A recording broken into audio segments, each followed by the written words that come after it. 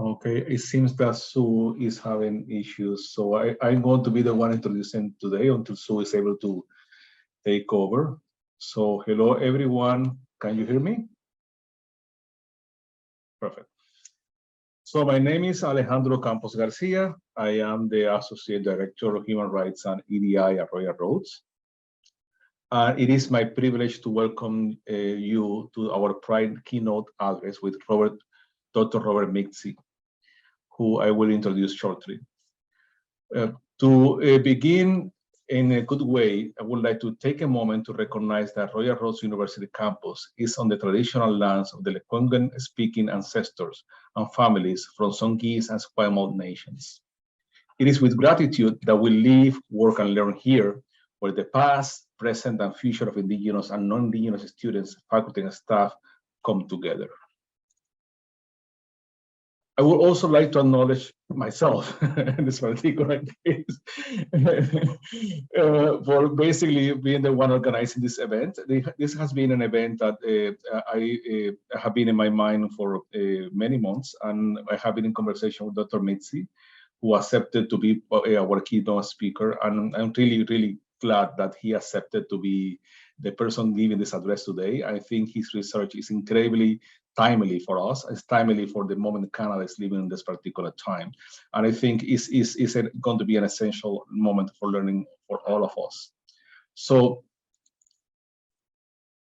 the most important thing that we can do for the 2SLGBTQ plus community right now is to show up, is to basically to be here, to be present. Through our research, our teaching, our public service, our activism, and our own learning at events like this, we have seen a dramatic rise on anti-2S LGBTQ hate crime, violence, rhetoric, and life-threatening government and educational policies around the world. While Pride is a time to celebrate and to love, lives are at risk. And so it is also time for us to work together to foster inclusion and safety so that everyone can thrive. Throughout the year, and especially during Pride Week in Victoria, Royal Roads shares resources, stories, and voices from our university community. On July 5, the Diversity Action Group will host a Pride social on the Hasley Castle Terrace with a special guest performance by Alun Hostion Ho. And of course, we will be participating in the Victoria Pride Parade on July 9th. All members of the Royal Road community are invited to walk, ride, or roll with us. If you haven't yet had the chance, check out our Pride webpage to see all the details and list of events and resources. We even have a Royal Roads Pride Spotify playlist for you. Go to royalroads.ca/pride. So you're going to enjoy this beautiful kind of playlist we have put together for you. Before we start, let's go over a few important things. Your microphones are muted for now to keep things running smoothly, but you can still participate by asking questions through the chat. Towards the end of the talk, we'll have dedicated time to answer your questions. Feel free to have your camera on or off, whichever you prefer. But I can tell you that it is always nice to see a few friendly faces as we connect virtually. Now, it's my great pleasure to introduce today's speaker, Dr. Robert Mizzi. Dr. Mizzi is a Canadian researcher in queer community and diversity education and an associate professor in the Faculty of Education at the University of Manitoba. He's also president emeritus of the Canadian Association of Adult Education and editor emeritus of the Canadian Journal of the Study of Adult Education. He has more than 200 publications and presentations, including articles published in the Journal of Homosexuality and the Journal of Studies in International Education. His forthcoming land book is Queer Studies and Education, an international reader through Oxford University Press. His research focuses on educational interventions that generate social, organizational, and systemic changes that centralize two spirits: trans, lesbian, gay, bisexual, queer, and other diverse entities and knowledge. Today, Dr. Mizzi will present his groundbreaking research in which 2SLGBTQ+ students redesign their campuses to include and affirm their identities.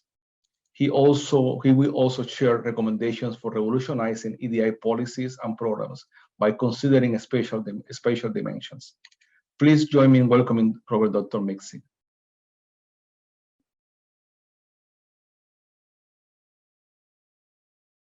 Thank you so much, Alejandro. This has been a wonderful opportunity to share this work, and it will be the first time this work has ever been public. So you're all in for a treat, and I look forward to the discussion that comes as a result.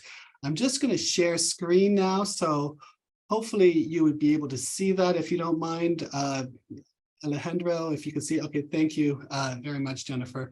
And so I'm going to just first, just want to acknowledge that I am currently working on the original lands of the Anishinaabe, Cree, Oji Cree, Dakota, and Dene people, and I'm also on the homeland of the Métis Nation.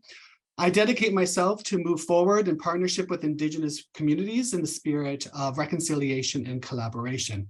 And I also want to say thank you to President Steenkamp, Vice President G, and Alejandro Capel Garcia for their support, as well as everyone else I've been meeting behind the scenes. So thank you for your support for this work. I feel having any type of space to discuss 2SLGBTQ topics is vital, especially now, as Alejandro had said, because we are in a scene where we're currently experiencing increasing anti-2SLGBTQ rhetoric and violence in Canada and other places in the world, and we need to have spaces like this just to share our thoughts and our experiences. The format of this presentation is I'm going to just share the data from this study, and which will be follow up with some actionable items. What this study participants shared with me. When I asked the questions, for example, to my study participants, what do you need to see happen on your campus to make this a bit more of an inclusive space? These are some of those actionable items that they've contributed, as well as some of my own thinking about what is necessary. And as you may know, those who work in the field, there is a bit of a tongue twister every time we work through the acronym at times. And so I will say 2SLGBTQ. I may also say queer as well as a catch-all, just to kind of help keep that thinking through and just keep that momentum of what I'm talking about. But in the original source, if I'm ever saying something different, a different acronym, that's what the original source had shared. I want to acknowledge my collaborators on this project, Hassan Akbari from the University of Regina, Tanaz Zagarian from York University, and Chris Yent, our research assistant here at the University of Manitoba.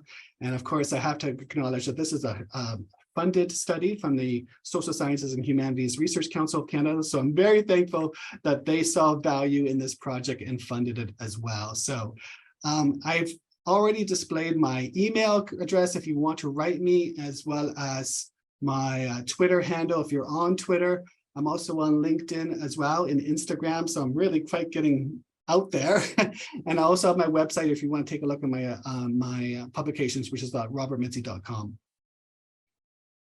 First, I want to talk to you about EDI in general, because this is kind of where this work kind of falls under this type of body, you could say. Right now, research is suggesting that 78% of Canadian universities have strategic plans that reference EDI. I do believe that number is higher as we develop further into getting more into EDI and the landscape of EDI.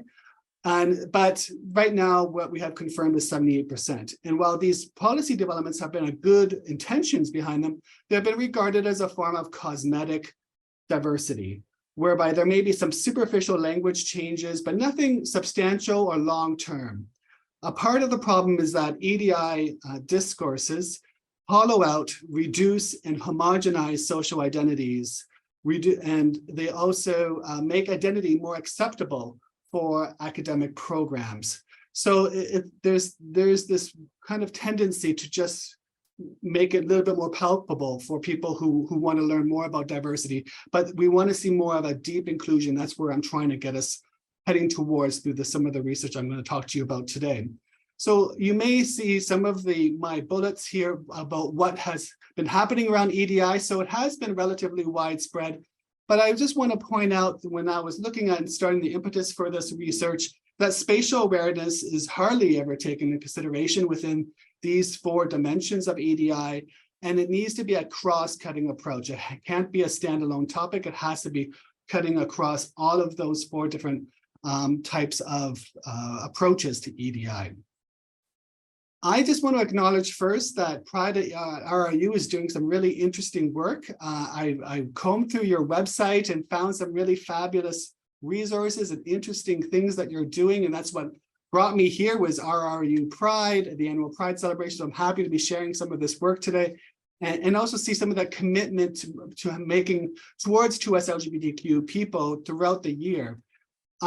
Space, both in pedagogical and social and physical forms, has been present. I see some of that with some of the work that's being done, but my research suggests that perhaps more can be taken, more steps can be taken, and we can try to really actualize what does inclusion look like from a, what's the potential for inclusion as we work through this EDI landscape. So spatial justice, which my work here is inspired by human geographers such as Edward Soja, Doreen Massey, and Stefano Morani. Spatial justice builds from a place of understanding that meaning and significance that is put into space in the way that humans interact with each other and around and through space. And I'm not talking about space as in out there in Star Trek.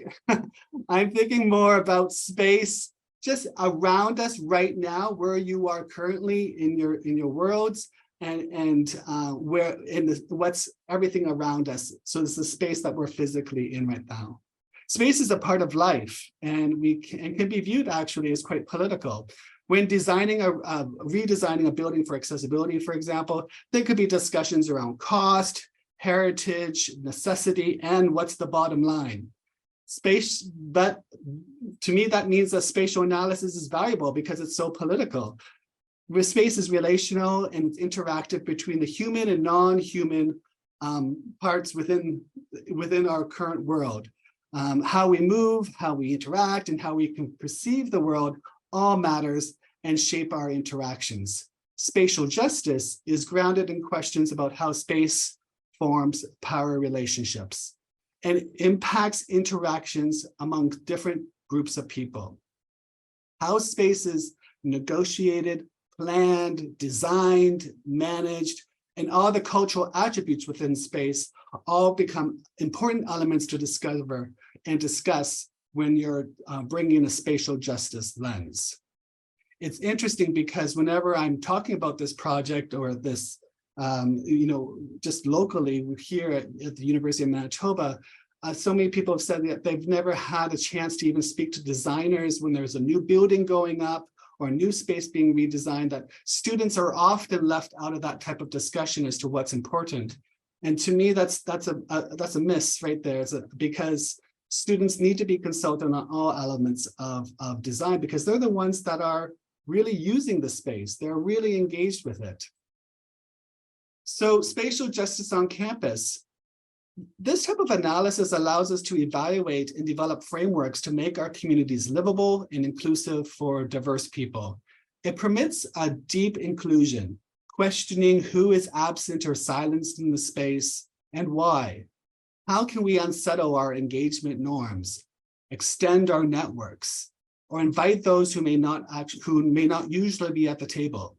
Then think critically about what is being communicated through space.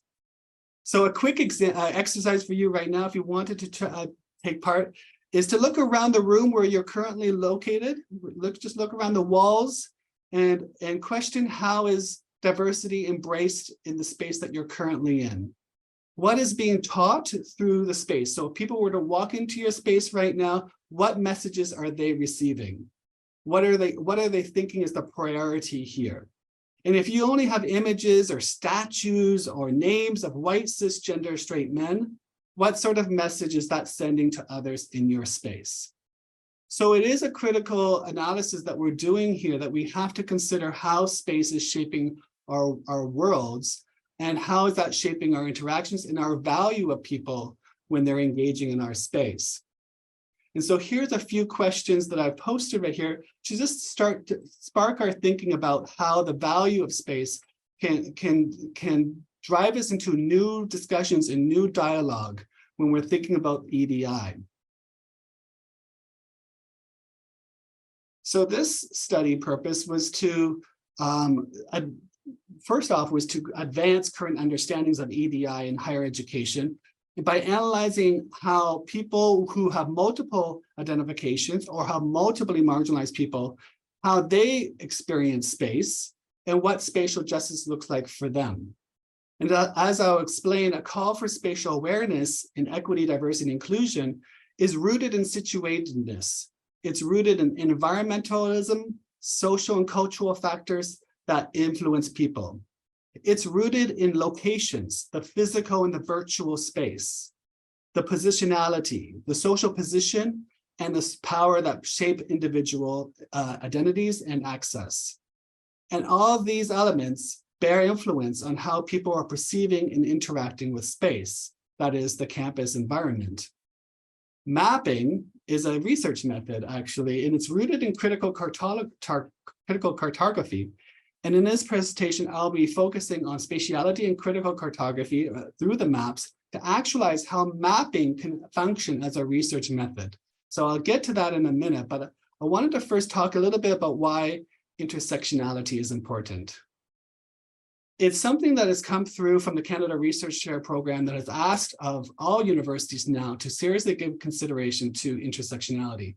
And so often when I'm talking with universities, when I meet with people in this format or even more and helping them think through that whole concept, often it's really quite tokenistic in a way. It's kind of thinking you're in a table, you're on a meeting, and yes, we've got the queer person, we've got the Indigenous voice, we've got the Black voice, and we have someone with a disability, and therefore we're in an intersectional space. Or perhaps it's kind of siloed off into different identities within individuals.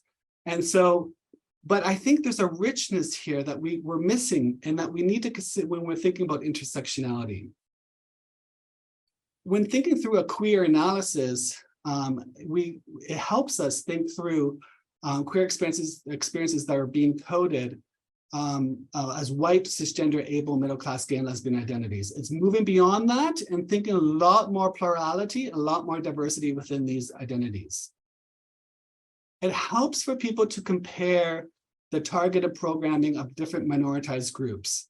So if you're a Black queer person, you're also experiencing on campus what programming is available for you as a Black person, what program is available to you as a queer person, and you're drawing some comparisons as to what's being done and what could we borrow and adapt from the different types of programming. It provides a more of an authentic sense of human realities. And whenever I think about that, I draw on Audre Lorde. There is no such thing as a single issue struggle because we do not live single issue lives.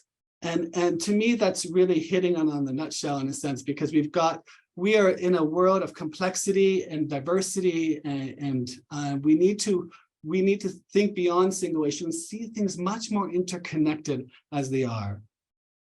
And intersectionality is a way of coming to that appreciation and coming to that deeper understanding of the relationship between oppression, privilege, and power. So while I could do a study on, for example, what are the experiences of white gay men and lesbians on campuses, I'm not getting to that deeper conversation around oppression and privilege and power if I'm not exploring the intersectionality.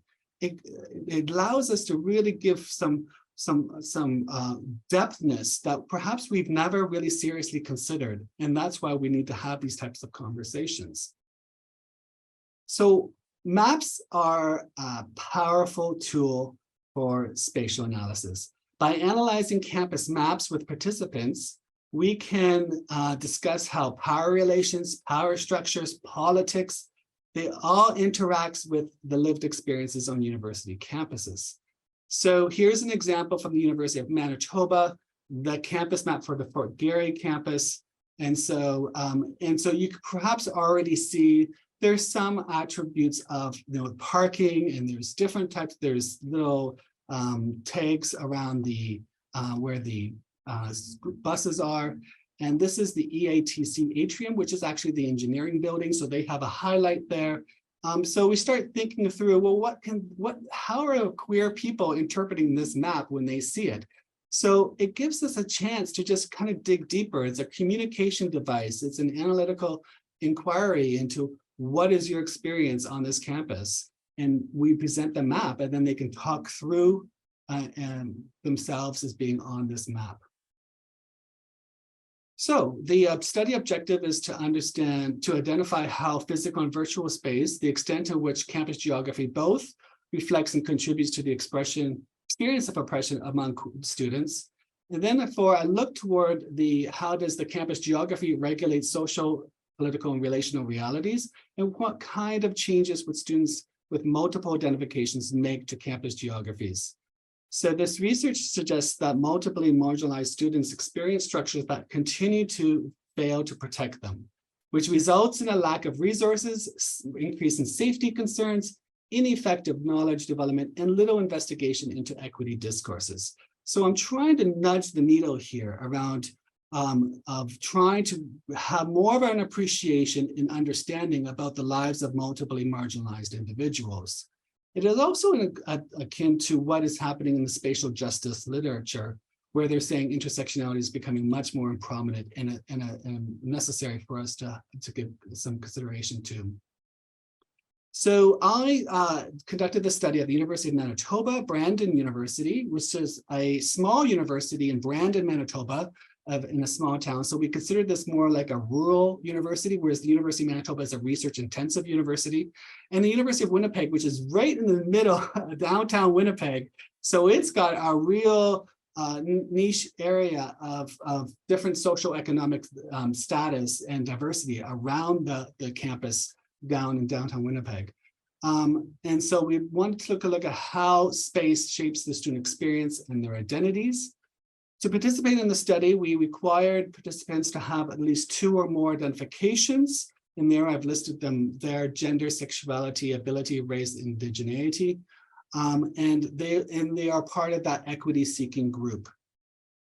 In addition to asking about what backgrounds and experiences students have on the campus, we asked them to also actually physically draw on the existing map as a form of counter-narrative production, as a way of speaking back to power, speaking back to those that have regulated their lives and say, hold on a minute, I don't think this is working for me, or this is working for me too. So there's we had some positives and some constructive experiences that could be taken back to school, to university administrators when they're thinking about redesigning spaces. And for the study, I draw on the fabulous spatial triad. So that's just taking a look at the perceived student understanding of the maps. I'm also looking at the conceived, so the actual map that describes their landscapes, and the lived dimensions of the space. So what are the life experiences to help inform my analysis? So note that this is, as you may have already understood, that this is a qualitative research methodology, which means that your own experiences may be different than those of my participants, and therefore come to different conclusions than mine. But I think that's what the beauty is of qualitative research. We can kind of dive in and share and explore our differences. So the study actually had 25 participants, but here I'm going to be showing you the 12 participants who identified as 2SLGBTQ. And so I'm isolating that data in itself just to have our conversation in light of the theme of today's event. And you can see the vastness of diversity that is there within the participants themselves. So when we go poking around and asking for people with certain backgrounds, this is why it's important to just have frame it through intersectionality, because then with this richness comes through. You may notice through a quick scan that there are fewer male identified participants. It's largely because men typically are not part of an equity seeking group. So we have a lot more women or female or non-binary identified individuals participating in the study. And so this group is what has been, what came through, I guess, our recruitment on the 3 campuses.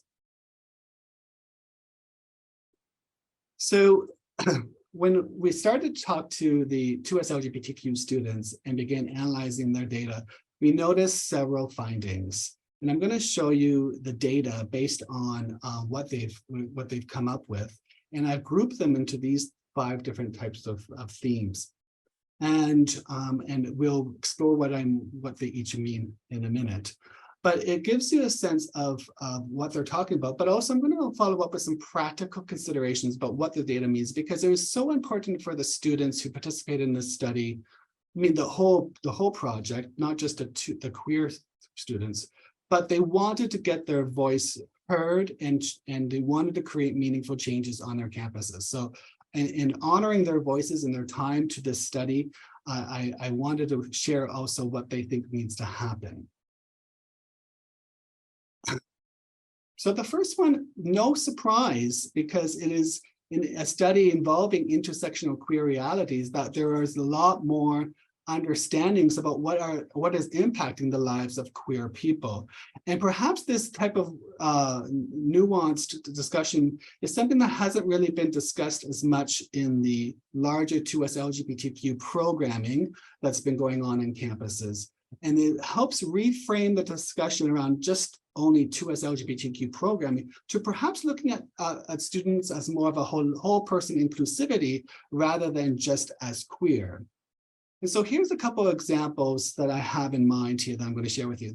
And this is one student who, an asexual individual, who has said that she was accused of cheating on her first year of her program because according to her, because of her disability, she's not able to make eye contact. So she's looking up and around everywhere. It's just part of her. That's what she does because of her disability. And so therefore she was accused of cheating. Again, a queer reality that perhaps you may not have considered before is the lives with those who have disabilities. Here is another student who said that they didn't receive no counseling for being from Nigeria and experiencing a war there. However, notice that when the refugees from the Ukraine arrived, there was targeted counseling for them. So again, thinking through an intersectional lens looks to be, why aren't the individual students from other war-torn countries receiving specifically targeted counseling for them? And also, here's a positive story about how someone, an Indigenous queer person has said, they've attended sharing circles, and that's just been a wonderful experience for them on campus. And I love this final quote here. I think like a queer person and as an Indigenous person, showing that their identities, they can't be divorced as such. They bring both to the table. So all participants, all 12 participants were able to shed light on their intersectional queer realities that perhaps have never been considered before in 2SLGBTQ programming. And it was important for participants to be viewed from this lens of whole person inclusivity rather than just as queer. And so we see a little bit more, if I would dig a little deeper with the queer Indigenous participant that we had, this is where they started to work with the map to show that there's some problems, but there's also some ways of work of where they find some inclusive spaces. This is the University of Manitoba map. And so this is where they started to actually draw and talk back to power, talk back to the designers and say, there's some issues going on. So the blue is, this is the areas that this person would avoid. And they chose their colors, by the way, but so you're gonna see different types of colors, but that's just part of who we are as queer people. We are colorful people. So the blue area they avoided because of toxic smells and toxic work environments. So that's agriculture, ceramics, soil sciences, the business building, and engineering building. They felt that particularly the business building and the engineering building has historically not been friendly toward queer people or to Indigenous people, and therefore avoided those spaces as much as possible. The more inclusive spaces were the yellow spaces, which is Bald Eagle Lodge, which is our Indigenous support services, right in the center. You can perhaps see right here. And then there's also the School of Visual Art, which was also seen as an inclusive space. Now, the red area was more the frequent spaces where they felt like they can go to, quite often and feel all right in. And that was the gym, the university center, the library, and the psychology building, largely because this is a student in psychology. And green area was where they're infrequent. but they're looking for some sort of quiet space. So the library came up again on this map, as well as privately owned restaurants, and the art school came up as being spaces where they're infrequent, but they would go to it if they just need to feel some peace. Noticeably, the LGBTQ space is not on the map because they didn't know about it. And they did not experience LGBTQ outside of the campus group. So there wasn't anything cutting across the Indigenous space or any other buildings where they felt were more inclusive or frequent spaces. They didn't know where it was. It actually is in the basement of the nursing building, which is in the center of campus. So you look at this map, you wouldn't see where that is. So intersectional queer realities. So the participants talked about how important it is to have specific counseling support or other student services or groups that are recognizing various forms of homophobia and transphobia in the interlocking oppression. So having these support services, student services, being more intersectional in their approach is really important. And the students also spoke to queer spaces need to diversify. So this means that having QPOC or two-spirit spaces within them, or queer connections in the disability communities, and also cultural groups as well. So, including in, for example, Nigerians within the queer space, because there are queer Nigerians on campus, obviously. So that's where it was important for these two groups to, recommendations to happen, because that's may lead to further change. Now, all participants described how people hold power and influence in their space. So I wasn't terribly surprised that people in the space actually came up. People construct spaces, they make it their own, they can also intrude on other spaces, and they can also present a narrow view of society through the space, through the presence in the space. So people can direct how space is going to unfold. You yourself, if you're an instructor, you can decide what you can have in your classrooms and such, as an example of where people are in the space and they can control the space. So here we see participants looking for an inclusive space that's by viewing who is teaching them and their employment status at the university. Now, this is one that came from the University of Winnipeg, and it really showed how, someone goes into class, who is teaching them? Well, this person said that they've only had one Black professor who was a cis man. I've only had one trans prof, but he was contract, and definitely not tenure track or anything like that. So what was interesting here is that talking about how contract was held suspicious, that permanent positions have greater weight and more respect in the university environment as opposed to contract lecturers. So here's another interesting example about people in the space. This is where someone at the University of Winnipeg, he's racialized Indian, gay, bisexual, talked about how he was followed around from campus security because people did not believe that he was a student. So, but he noticed that because he's of an older generation, that he thought they just assumed he was not a student. Whereas he noticed that the security was not following around the younger students. So that put him on edge as to whether he will actually be welcomed to if he ever experienced violence on classroom or in school or on the campus, whether security would actually take him seriously. And here's a positive that came in from another student, talked about how student accessibility services actually changed and developed just a Dungeons and Dragons group within their office. And they felt it was wonderful because it brought people together who are disabled to have just something to explore and have something in common. So the space here you can see can shift dramatically depending on who the person is in control, who has the power. And so if you have the power to control space, you can actually make it a much more positive and worthwhile endeavor. So here at Brandon University, you can see how people are in the space, even though there cannot be there may not be the physical person right there, but you can see how having signage around the campus could be very helpful. And so people can appear and disappear too. So those signs could be taken off, they could be vandalized, they could be changed, however that looks like. And so when you have a camp, so this is what participants were looking for. They were looking for themselves. And if you have a campus that ignores sexual and gender diversity, you can imagine how that's feeling, resonating with people, that they're not quite valued to share their opinion or relate to one another.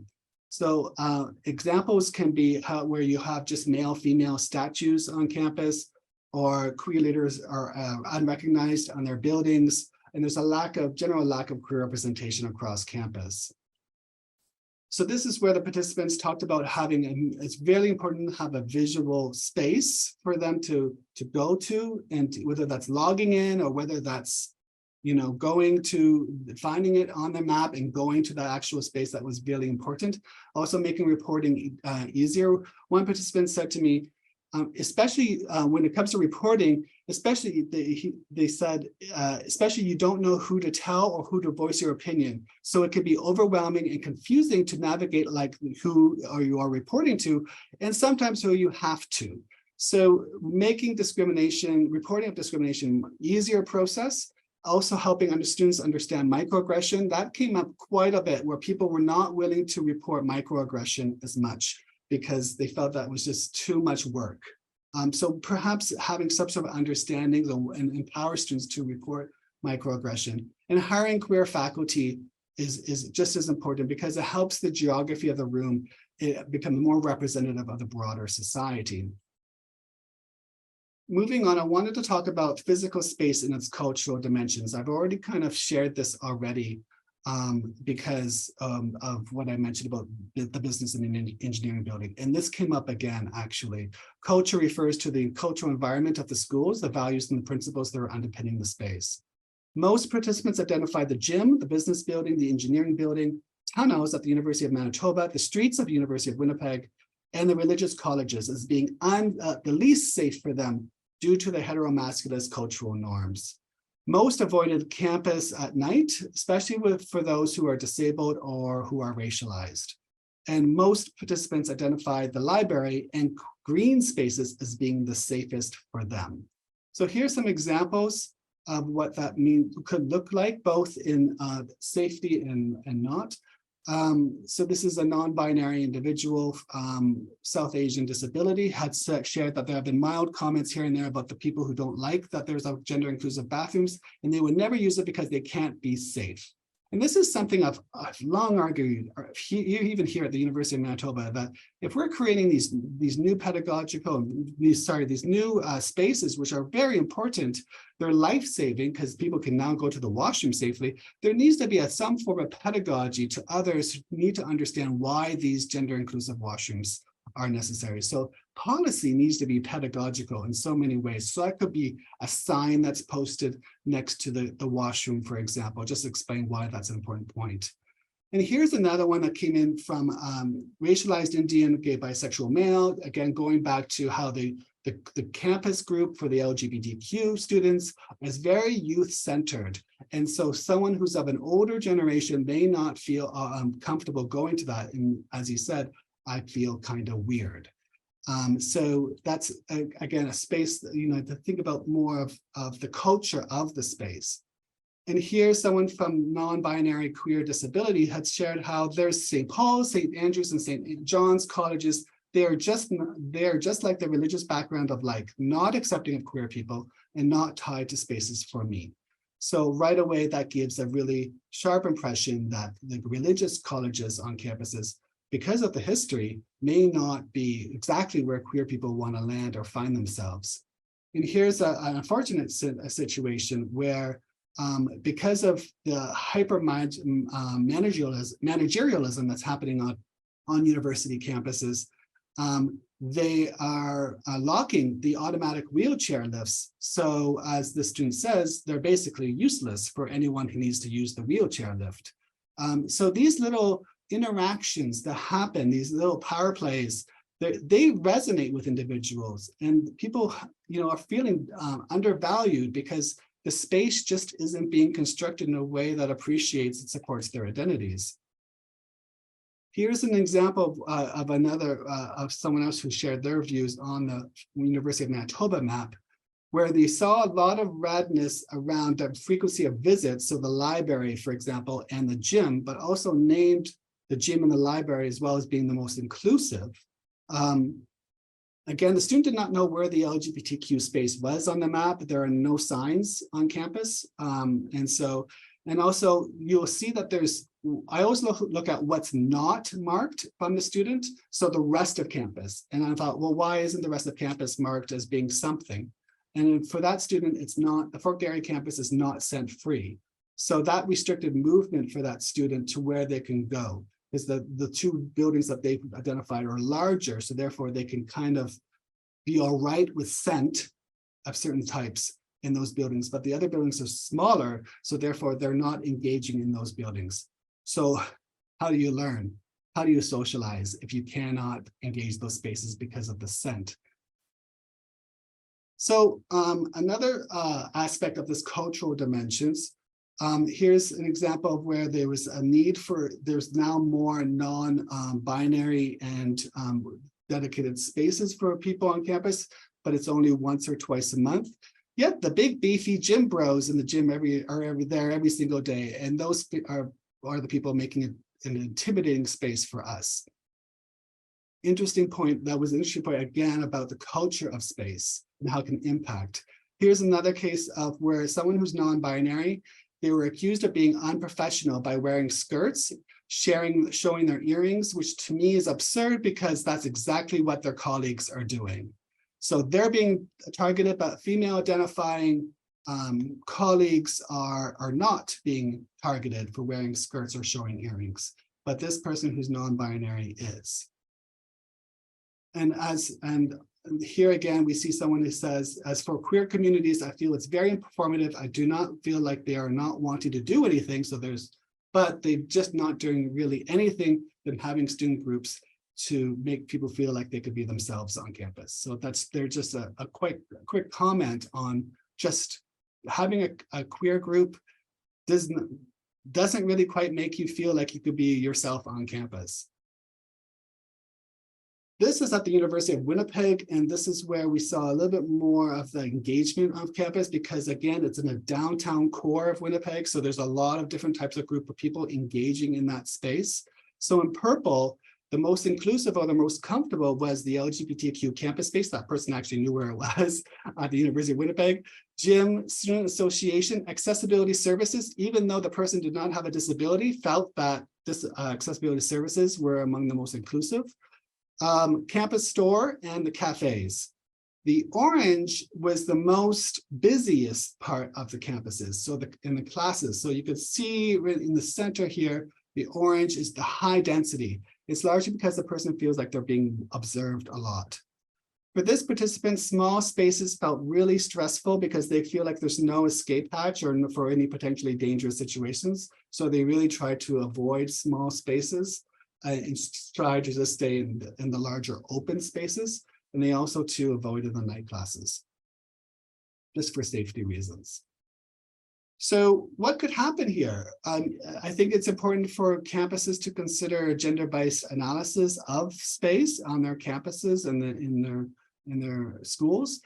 Offer for students on workshops for students on trans and non-binary identities. And I think that's an ongoing, I always view professional development as ongoing. So that's why it's important to have these workshops, but keep the workshops going. Because as we all know, gender diverse identities are flourishing in different ways. And so we need to give them space for people to relearn and continue to learn about trans and non-binary identities as well as two-spirit and genderqueer. Conduct a rainbow audit of the space, programs and policies to help give us a greater understanding of the impact on queer identities with having the space designed as it is. Review the campus at night. What are some dangerous spots during the winter for Winnipeg? This is hard. I know it's different for you if you're out in BC, but for us, it's treacherous. So look for the unsafe spots, and also historically oppressive spaces that are now inclusive of queer identities need to have their own communication strategy. So the virtual space, I'm going to start to wrap up here, but I kind of hope that we can, when it comes to a Frosh week, we can start seeing more virtual spaces. And this has resonated so much in this study. It was overwhelming to me how much support for the virtual space was important for these, for the participants in this study. I would only quip that when you're working at home on a virtual world, you do have easier access to a gender inclusive washroom.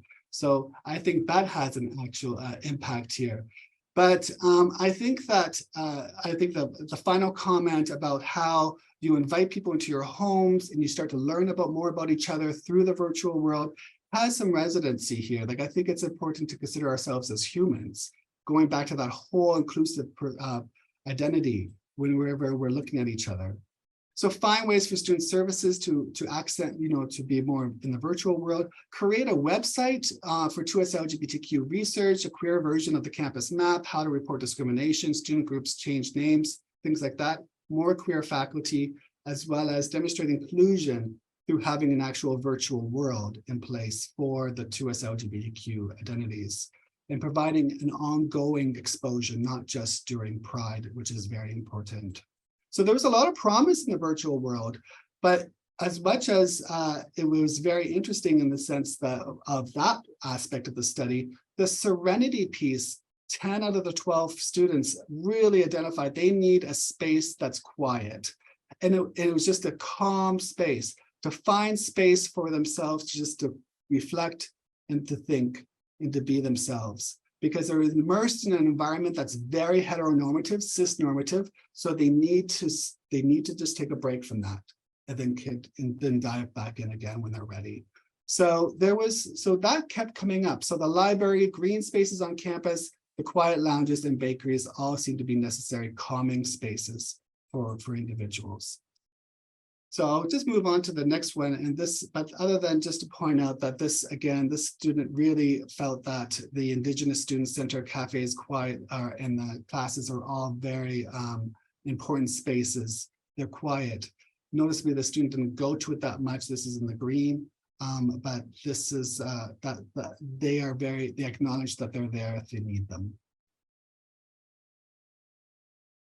Okay, so this is just a quick example of what I mean. I mean, my picture here isn't as busy as it should be because it's normally very packed, but at the University of Manitoba, we have our main student center. And so it's very full of people. And then we have a green space outside of it. And that space is often very busy too, because you've got a lot of students trying to get to buildings as well as getting to traffic. So while there is green space, it doesn't necessarily mean that it's a calming space. So a lot of my students didn't realize until they looked at the map that there's a river right next to campus. And there's a green space there, not very prominent, but there is a green space for them. So having green space is very important, as well as I thought meditation workshops really came through, having a space where people can just kind of gather them thoughts and such. So, I mean, as I just conclude, what could be some aspects here for you to consider moving forward from a broader administrative point of view regarding this study? Is to have an equity audit that's done every 5 years to help build spatial awareness into that equity audit, to consult students, especially those of multiply marginalized backgrounds, in any type of spatial design. And also what came through quite a bit was the mission statement, having a support of diversity in the mission statement, as well as giving all equity-seeking groups equal attention. So those are some of the really neat ideas that came through this study that I'm thinking through, and I'm hoping that's helpful for you moving forward. I want to just highlight, I can't get through if you want to learn more about some of my work that I'm doing. My book's coming out this summer, Queer Studies in Education, International Reader, dives more into space, but also more social relations as well within various educational contexts, so that may be of use. And I'm also hosting the 2nd annual Leadership Symposium by and for queer people. So if you're ever wanted to take a little bit of a road trip to Manitoba, come join us in October for this special event that has brought in people from outside of the province into Winnipeg for the weekend, and just be with queers and two-spirit individuals and learning more about leadership. So I think that's really going to be where I am today and how I'm going to wrap up for today. And I just love this one quote.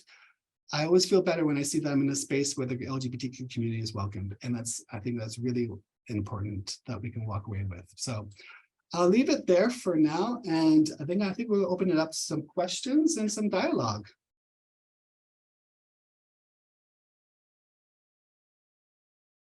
Thank you very, very, very much, Dr. Mizzi, for such a wonderful and enlightening presentation. I always like to attend presentations in which at the end I can unseen things because in this particular case, you have brought to our attention the idea of space. So now I can just walk in these grounds, the campus, without thinking of space anymore. I'm thinking about the relevance of space for the certain grounds protected in this province. And also, I really appreciate a lot the reflection of the seeing EDI in practice. So when you have all the different elements of EDI, the theory involved in cartography, spatial analysis, geography, at the same time, the importance and relevance for the concrete action connected to EDI. So what a privilege to really attend to this presentation. So I would like to invite Suji to ask the first question, and after Yi presents her questions, we can move to open the session for the community to ask questions and present comments as well. Thank you, Alejandro, and thank you, Dr. Mizzi. I'm so sorry I couldn't give your introduction and opening. The IT gods were not with me this morning, but I am back now. And thank you for that incredible presentation. It was really, really stimulating and interesting. And I'm very drawn by this participatory nature of your research. It's deeply participatory. Is this something that you do in all of your research, or was it particular to this study? And I guess I'd also ask, what are you really hoping when you give this presentation? I understand this is the first one, but when you do give this presentation, what are you hoping really lands for us as university administrators and educators? Thanks so much for those questions. And this was a very student-focused study, simply because the literature repeatedly says students are not consulted with these EDI policies and programs that are happening on campuses. So I tried to push back myself against that type of scholarship, which I acknowledged and said, no, students from my study will be prioritized and centralized. So that was why they're so participatory and involved. And it was just another way for them to communicate, was through the maps. And it helped to give them that visual. And it was also during the pandemic too. Well, we're still kind of in it, but I mean, we were still locked down at times. So students were eager to participate, but we had through Zoom. So I mean, they were able to therefore use the Zoom tools to kind of color things up, which was a lovely bonus to this activity. So I think it's part of what I do. I've done studies with Photo Voice as well, really another powerful tool to just share people's experiences. And that's what I think is, want people to walk away with, just getting a sense not only of just their voices you saw, but what they actually did to those maps. And so what I would love it, if you could say a dream could be, that university administrators do consider space whenever there any type of EDI policy or program that's happening, and how the space is going to impact. So if they're asking for more perhaps EDI infused pedagogy, so where is that pedagogy taking place? I mean, I was invited to give some feedback to politicians here in Manitoba about some of my research, this type of research, or well, at least earlier stages of it. And they want to say, well, what can we do with space? And then I looked around the room and they had a list of all their premiers, photos, all white men, And I thought, you got to think about how space is teaching people. They're feeling silenced because they're walking in and they're not feeling that they're going to be welcomed. So consider, I think it's going to be more of a cross-cutting theme rather than an isolated thematic analysis, of space. It's got to be across policies, programs, workshops, pedagogies, research programs. What is the space doing to impact multiply marginalized identities, or marginalized identities in general, when you're engaged in that work? I'm on mute. Thank you. Well, I have other questions, but I think I need to turn the floor over to all of you. I'm sure there's lots of folks who have questions for you. Thank you, Dr. Mizzi. Thank you. So I have a question in the chat by Donna Devier, and she has two questions. One is about affinity groups, how to define and what are best practices. Second question is about marginalization categories, good inclusion, and why exclude is SES. Donna, I don't know if you want to ask the question directly, or do you prefer only this chat version? Thank you. Thank you for pronouncing my name correctly. And you stated the questions clearly, and I would just preface them by saying thank you Wonderful presentation. Nothing here is, my questions are not critical. It's like looking for more information, Dr. Mizzi. Sure, and I'll just think about, and I'm just going to look at your chat question here. So one is about how to define affinity groups and one of the best practices. So you might have seen that in my last bullet point, I said, there's no best practices, there's only next practice. So we have to keep getting out of that narrative that everything's the best and nothing is the best. We got to keep thinking next. And so affinity groups, they can work virtually well. It helps to still meet from time to time in person, but I've seen them happen both in person and virtually, and they tend to work.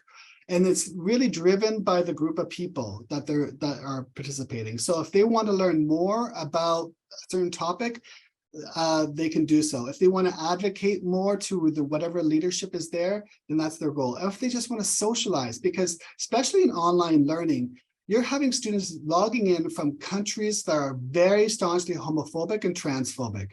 So in some ways, your virtual space is the only space that they can feel like they can be their authentic selves, which is why they're so important. They can be life-saving mechanisms. So I think it's an important piece to just work with what the students need. Again, if it's just social, just discussion, they can speak with other queer people, then that's what they want to do.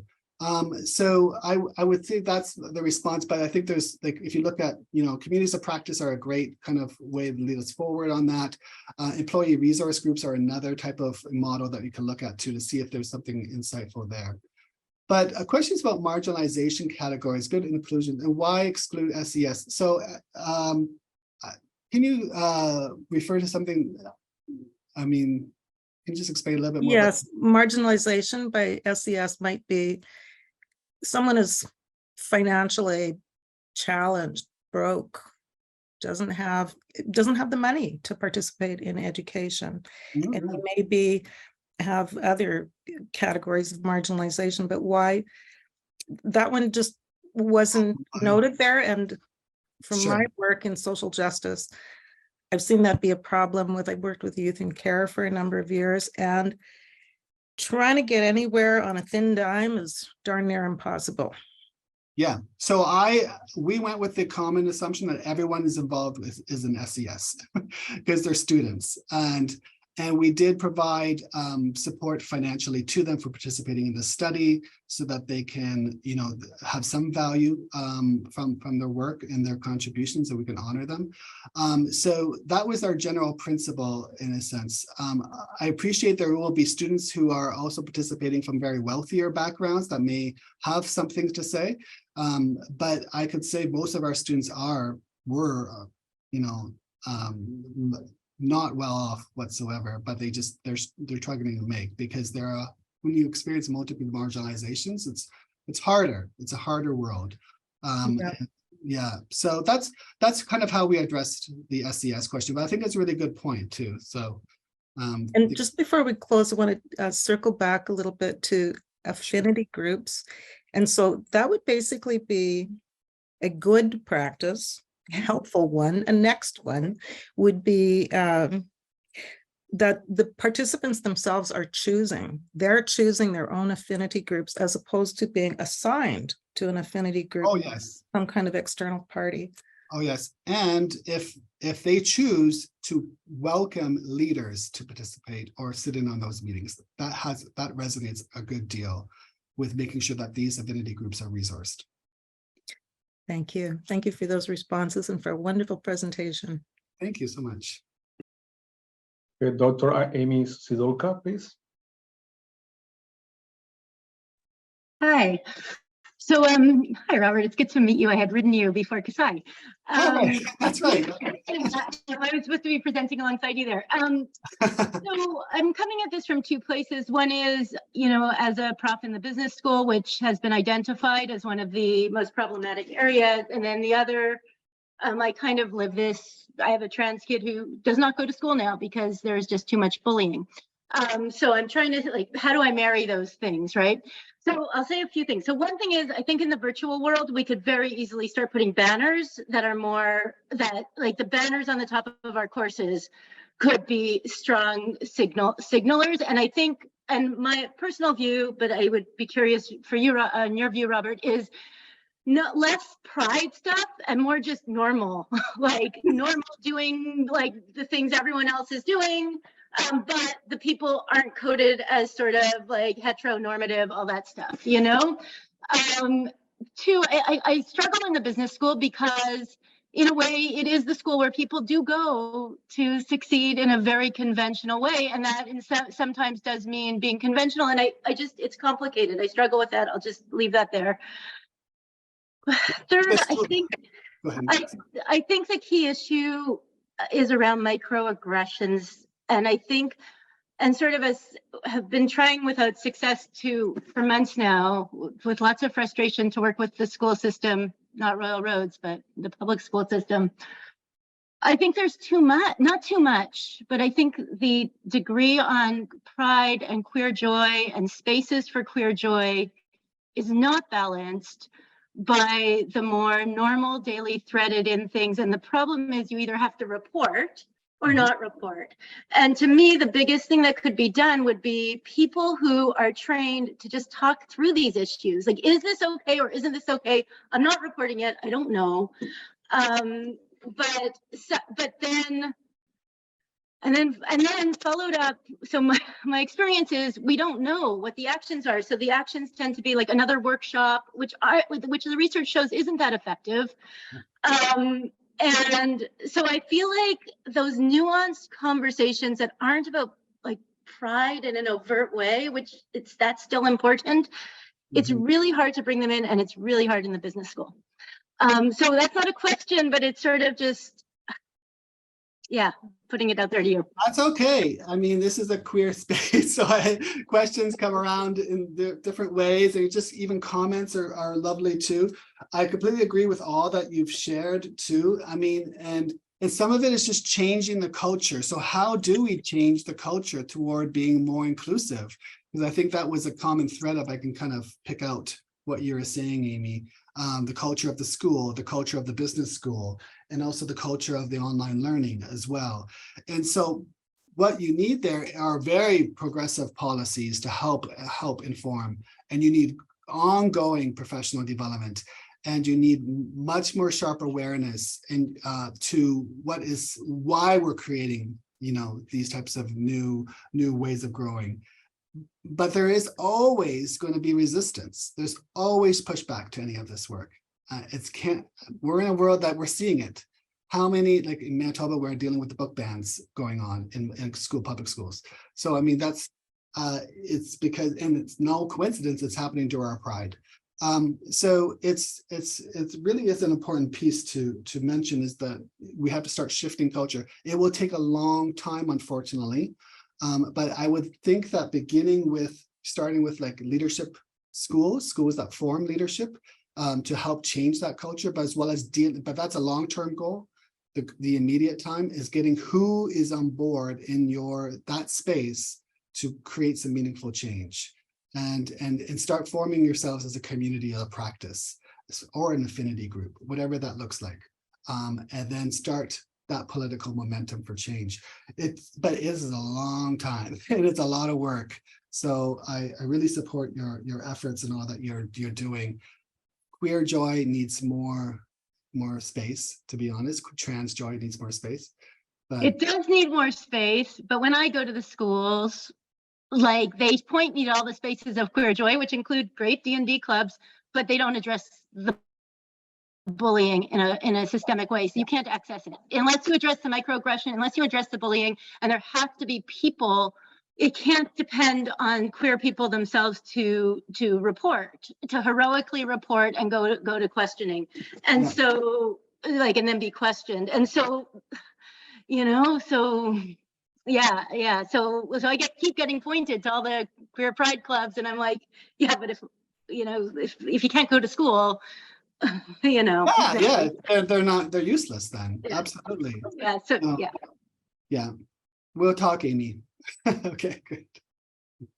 And there is a number of questions in the chat.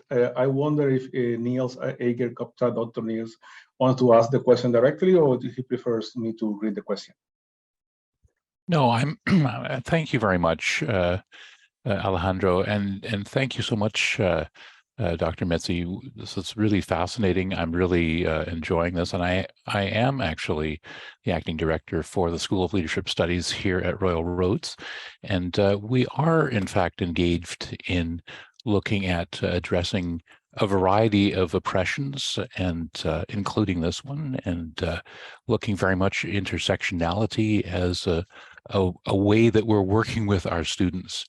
My question actually had to do with how does decolonization show up in your work? Because that this whole white supremacy culture, of which a lot of what Amy is talking about is based in some of these dynamics. I'm really curious. How does that show up? And then the second question I had really for you was: is your symposium in October going to be online? Thank you so much. I'll answer the second one first, and thank you, Niels. The second one first is that no, it's not online. It's in person at the moment. Maybe in the future we will offer hybrid, but at the moment we just want to connect us in person. The first question is decolonization. It's a great point. It didn't come up in my data. However, I would say that when there's the emphasis more on gender diversity really harkens back to two-spirit realities, and what the two-spirit people have always advocated for is just more of a plurality of gender. And so I feel like there's some aspect hinting towards decolonization, but it wasn't quite framed as such. It was more around gender plurality and gender differences. And that's perhaps where I could see some crossover, but it wasn't introduced to us as a decolonizing move, if that makes sense to you. Yeah. Great, thanks. Thank you. Okay, the next question is from Marla Shaw. Marla, I don't know if you want to ask a question. I think it's better to have the conversation face to face, but if you don't feel comfortable, I can read the question, Marla. Oh, thank you very much. Yeah, my concern is really around when we talk about physical spaces and moving around, that really is sort of like the experience that many of us feel as we walk around, and we can't, because it's a physical space, you can't just sort of like isolate yourself from where you're walking through, because it is the experience. And do you have any suggestions? Because so many universities, especially, are rooted in sort of colonial history, and do you have and are associated with sort of oppressive feelings, and how do you feel free, and how do you feel sort of safe and serene in a space, physical space that is historically associated with oppression? Do you have any suggestions on, what we can do to make spaces more accessible and engaging to any marginalized community? Yeah, I appreciate the comment, especially at the University of Manitoba. We're the oldest university in Western Canada, so therefore we have old buildings on campus that have not changed, and it's modeled. The campus is modeled after the University of London, so it gives you a sense of how old this is. And I would, one way of getting around it, because there's all these building codes and things that I've seen the pushback in a sense of, oh, we can't tear down that wall. Everything's all connected. But you can redesign a space if it's even visually different. So that means showing images, creating sounds, having TV imagery of some kind, where you're showing the diversity in different types of, and why diversity matters. So the messaging is coming across. And what we hope to achieve with having more of an inclusive environment. So that's where people are walking through the space. Now, a continuation of my study had the actual, which I didn't have time to present today about, but it had the students actually physically redrawing the map toward becoming more inclusive. And one of my participants had shared how he wants to have a multi-ethnic space in the center of campus. So using the actual structure that currently exists, and that's where people will have to always pass through that space in order to get to their classrooms, to the gym, to the library and such. So having a centralized space that's multi-ethnic allows, in his view, everyone will see how racialized and how different we are with one another, and come to appreciate those differences more, because you can't get through the space. You have to get through it. You have to get from one place to the other, so you have to go through it. So using the space, either that's humans or the virtual stuff, like the multimedia stuff, that can help change at least the fabric of the space, so that it's much more aligned with EDI principles, and less so about blank walls, white straight men having their images up on the wall, whatever. That makes sense? Thank you very much. And tear down those white straight men statues, I would say. Okay. They're not, their time is done. So. Thank you. So, okay, the next questions come from Ben. It's coming from Ben. Hello, Robert. Are you aware of any good references, videos, or lectures offered for the more basic questions on the queer community? Things like what does it mean to be trans? Why are pronouns important? Why gender neutral bathrooms, etc. That I think aren't common knowledge even within a university setting. So I don't have a video off the top of my head in mind, or lectures. That's something you're going to have to YouTube and perhaps find and determine for yourself, Ben. There is a site about why my pronouns matter, which I have linked in my signature page, and you can do that yourself if you have a signature in your line where you have your pronouns, then you can hyperlink that to why pronouns matter. That gives a good educational resource to anyone who clicks that link as to why pronouns are important. So that was a site that I would go to, you know, when trying to share a little bit more about pronouns, but in more of an different way, I guess you could say, rather than just being explicitly about it, to hear some resource that people can access. So I'm sorry that I don't have more of a concrete off the top of my head. I'm sure at 1 o'clock in the morning tonight, I'm going to go like, oh yeah, I know that site. So you're welcome to interact with me, Ben, and we can kind of think through that a bit more. Okay, I have another question here, and this is from an anonymous person. So I'm very curious to hear what Dr. Mizzi says about the role of signage on campuses. It is positive in place making or negative in that it relates to power over a space. The context is that many visitors to campus say that it is hard to navigate our campus and find where spaces are or where we belong. So the importance of signages. Yeah, so I believe in a multimedia approach would be best suited here, where you're hearing voices and you're also seeing people move and interact. It came up a few times in the study where participants said they appreciate the posters that say celebrate diversity, but they want to see more concrete actions through policies and programs. So it's something where it's better than nothing. And I can resonate with that comment. And so I think much more of an immersive environment. So if you were to go to a museum, and hopefully those museums have much more tactile and different approaches towards sharing information, much more experiential, that could be where we're thinking towards, that could happen in the space. And in addition to whatever is happening that the university has. The research is clear that the rainbow stickers actually do have a positive impact. So if you have one in your office or in your classrooms, that has a positive impact, but it doesn't stop there. Okay, I think that's the main point here.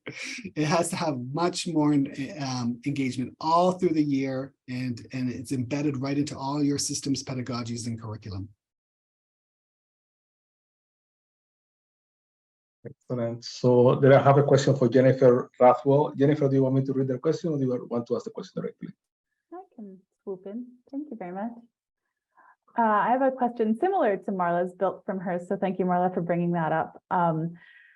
We have a unique opportunity at Railroads. You may have known from taking a quick look at us. We're developing a collaborative second campus right now. So we will share that with other post-secondary institutions, and it's in an urban setting, so quite different from our large sprawling grounds that we have right now. So keeping in mind next practices, what are some things we might consider, because we're at construction phase right now. So like to make architectural changes, but lots of work available to make that space a different space going forward.